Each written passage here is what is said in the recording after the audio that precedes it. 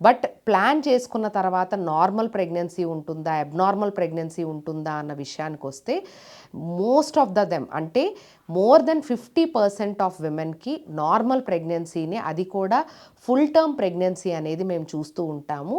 So, మీరు ఎటువంటి కంగారు పడకుండా, అంటే ఎటువంటి ఆలోచన లేకుండా మీరు నెక్స్ట్ ప్రెగ్నెన్సీ అనేది తప్పకుండా మీరు ప్లాన్ చేసుకోవచ్చు.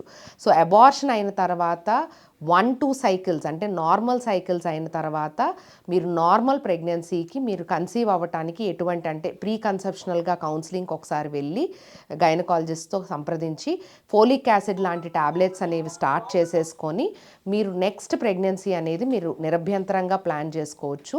అండ్ ప్లాన్ చేసుకున్న తర్వాత కూడా ప్రెగ్నెన్సీ బాగుంటుందా లేదా అన్న విషయానికొస్తే మోస్ట్ ఆఫ్ ద ప్రెగ్నెన్సీస్ అంటే మోర్ దెన్ 50% ఆఫ్ ప్రెగ్నెన్సీస్ అనేవి నార్మల్ ప్రెగ్నెన్సీ అయి ఉంటుంది.